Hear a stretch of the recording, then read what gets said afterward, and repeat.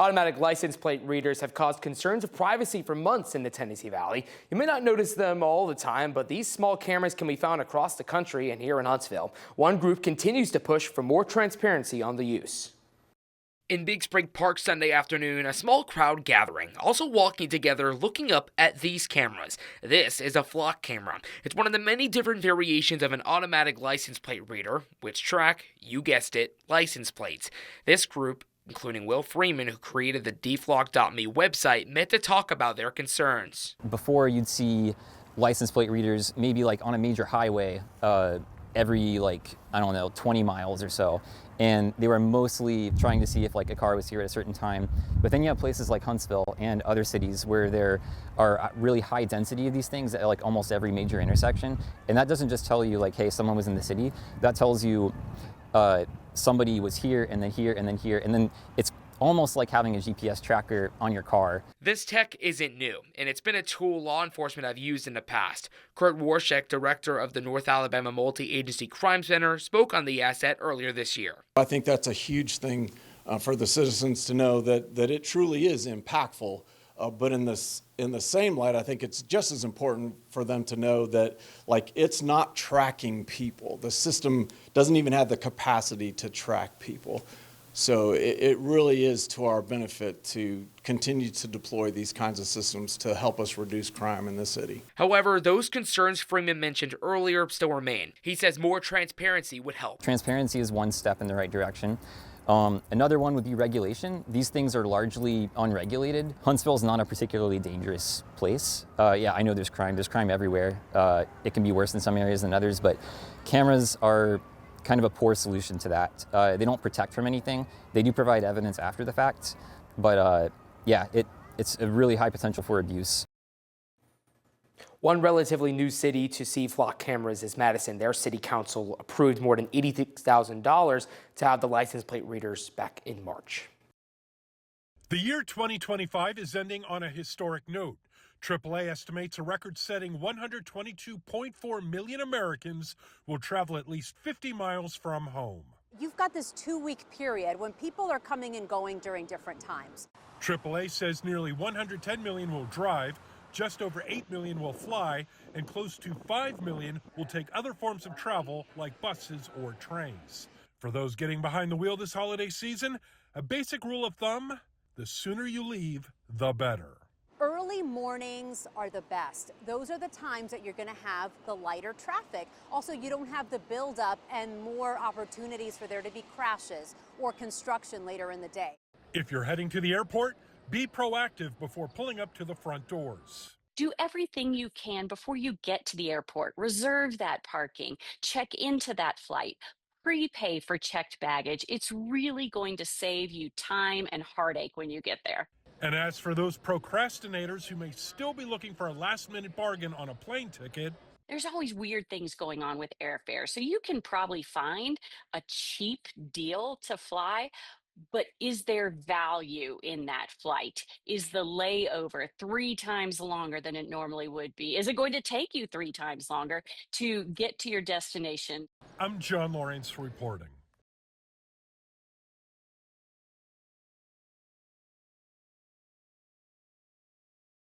As peak holiday travel season gets underway, the Alabama Department of Transportation is announcing there will be no temporary lane closures through December 26th and from the 30th to January 2nd. The suspension is to help reduce traffic congestion and improve safety with more people traveling during the holiday. AlDOT say that last year, 8 people died in crashes during the holidays. AlDOT shared a few safety tips to stay safe this Christmas. Avoid distractions, observe speed limits, and buckle up.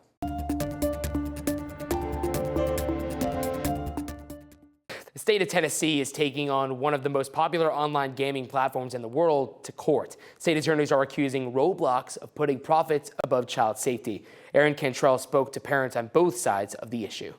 Mother Allison Ragsdale used to let her 6-year-old son play Roblox because it's what everyone was doing, she says. But she soon started noticing things she did not like. He'd be playing games where he'd be rolling a ball around and the ball would be getting bigger to score points, or climbing a ladder up to the sky and up into the clouds, and it was fine. And then he'd get bored with that, move on to the next game, and then next thing I know, yeah, he's stabbing something. Ragsdale says even after changing parental settings, strangers were still able to send messages to her son. The only reason at the time he couldn't chat with them is he didn't know how to use the keyboard on it. She says it wasn't until a police officer told her about predatory cases involving the platform that she made the decision to take the game away.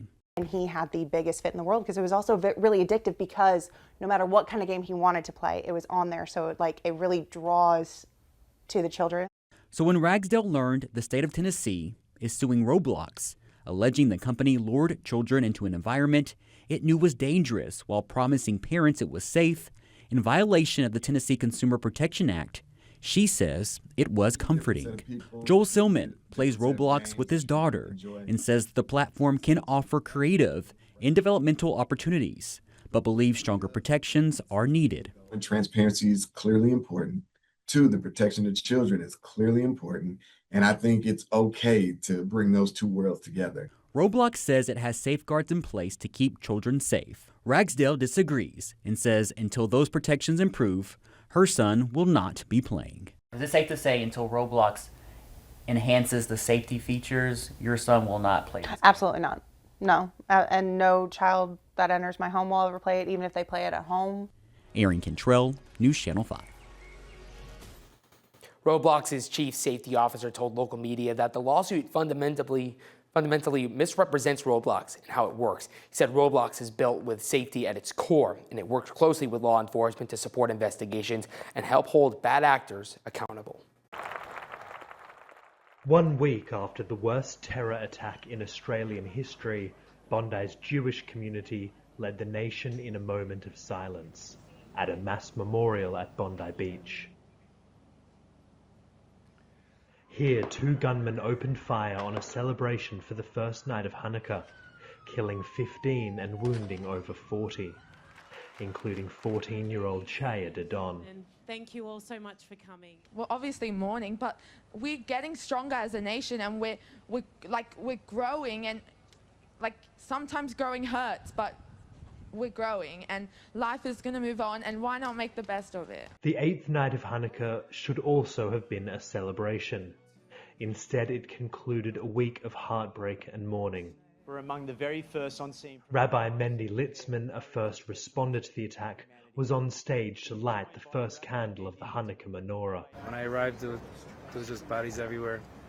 People bleeding, people shouting, "Mendy, Mendy, save me, save me." And who do you go to first? The festival celebrates light over darkness. 1 week ago, 2 gunmen stood on this bridge. Tonight, a Hanukkah menorah.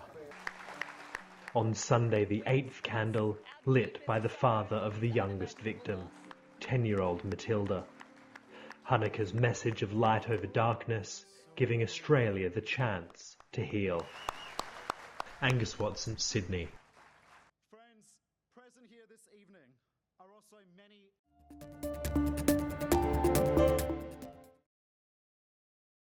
With the countdown to Christmas and the New Year ticking louder, veterinarians are providing tips on how to keep animals safe and happy as millions of Americans prepare to travel with their pets for the holidays.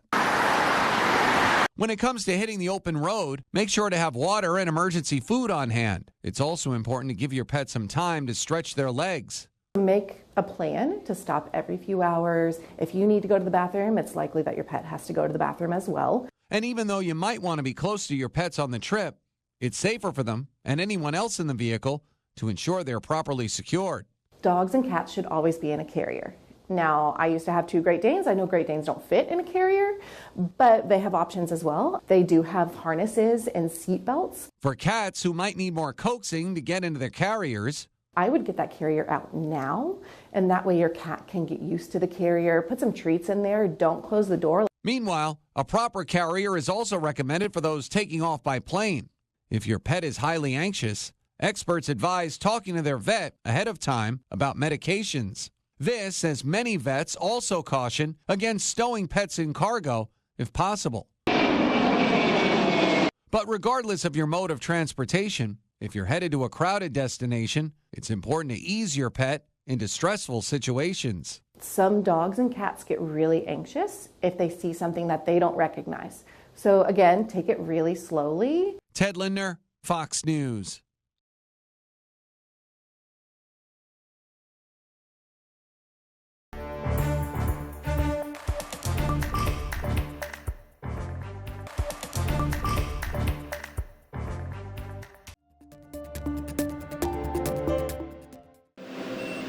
At the DC Public Health Lab, doctors are busy testing diseases that could become a public health concern. The really only time that people see us is when there's a public health emergency. Dr. Jocelyn Hauser is the director. She says doctors' offices and hospitals around the country send them swabs collected from patients. We receive those samples and log them into our information system. Those results are then sent to the Centers for Disease Control and Prevention. This year, the CDC is particularly concerned about growing cases of influenza. The latest data released Friday shows there have been at least 4.6 million flu cases so far this season, 49,000 hospitalizations, and 1,900 deaths in the U.S. alone. The dominant strain causing the surge in illnesses is subclade K, a mutation of influenza A. We think that this clade K virus is evading population immunity, meaning more people are susceptible to infection. While doctors in the CDC say the best protection is to get the flu vaccine, Johns Hopkins University professor Andrew Pekosh says this year the shot may not be enough. It has mutations that may allow it to evade some, but not all, of the influenza vaccine-induced protection. As millions of people prepare to travel and gather this week for the holidays, there's growing concern illnesses may spike, and cases are surging around the globe. Children, adults 65 and older, and those with underlying medical conditions are particularly vulnerable to the flu. Medical experts are urging everyone 6 months and older to get the flu vaccine. I'm Jen Sullivan reporting. Let's do it. Let's reboot Anaconda. Yes. Wait, what? We've dreamed of making this movie ever since we were kids. Jack Black and Paul Rudd play amateur filmmakers who set out to create their own version of the 1997 cult classic Anaconda. The action comedy is the first major collaboration between Black and Rudd, and no one was more excited than them. This is the first time we had big scenes and like big roles to chew on, and I've been waiting. I've been hoping for this for a long time. I was such a fan of his. I was really stoked it worked out. He went beyond what I hoped. He went beyond what I expected him to do. He's so funny in this. Put your face right up next to the snake. No.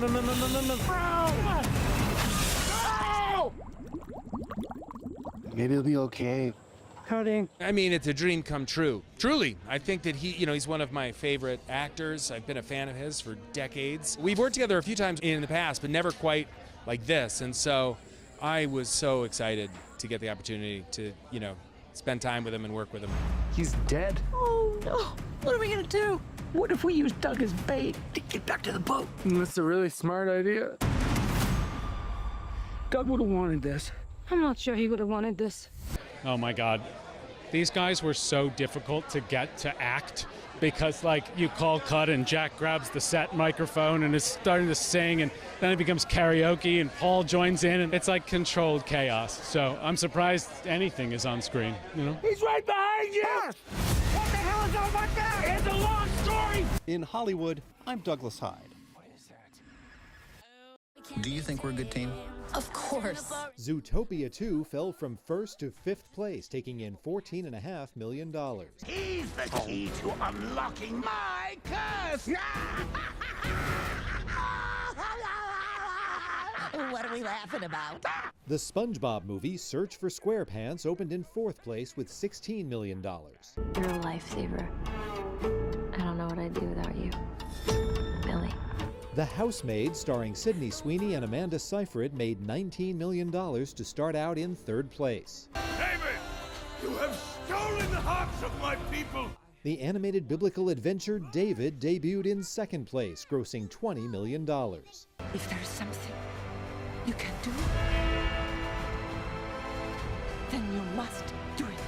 Avatar: Fire and Ash, the 3rd film in the franchise, opened with $88 million, far below 2022's The Way of Water, which debuted with $134 million, but easily enough to top the chart. In Hollywood, I'm David Daniel.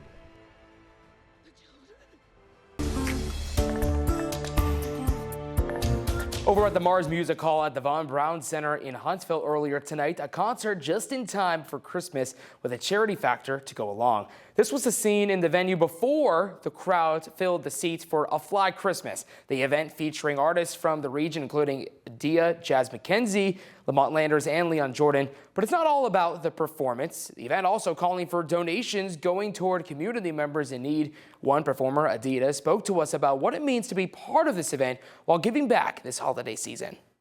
It's this time of year where I feel like love is the most important thing. And I think that the holidays bring out a lot of different emotions in a lot of different people. And so I'm like, what's the point of being a community if we don't ever come together as one to do anything for the community? And so that's why we're doing this tonight, because we just want to help and love on each other during this time of year. Items donated spanned from toiletries to clothing, and organizers tell us those donations will be sent to Downtown Rescue Mission in Huntsville. Fox 54 Plus has your news, sports, and weather. Start your evening with Fox 54 at 5:30, delivering the latest headlines and live reports straight from the scene. Then stay informed with Fox 54 News at 9, featuring your Tennessee Valley certified most accurate weather impact team, tracking everything from tornado threats to traffic delays during severe weather. Fox 54 Sports Extra brings you more of what sports fans crave, with deeper insights, expert analysis, and all the action that matters most. On Fox 54 Plus, you'll also find Alabama politics, plus 24/7 weather radar and real-time forecasts to keep you ahead of the storm. Looking for a quick recap? Don't miss Fox 54 Week in Review, highlighting the biggest stories of the week. Jumpstart your morning with Morning Rush. Fast-paced news updates featured with uplifting stories from across the globe. Get your entertainment fix with Getting Real, where we break down movie reviews, top 10 lists, and spotlight the newest film. Die Hard fan? Locked On Sports dives deep into the Crimson Tide, the Tigers, college rivalries, and pro action. True crime warrior style? Killer Cases brings you gripping real-life stories that stick with you. Hungry for more? Cooking with Style serves up mouth-watering recipes that are easy to make and impossible to resist. From movie previews before you head to the theater with Take a Look to must-know headlines from across the region and around the world with In the News. Watch all of these shows on demand and also on the Fox 54 News app. Available on Android and iOS devices. Streaming 24/7.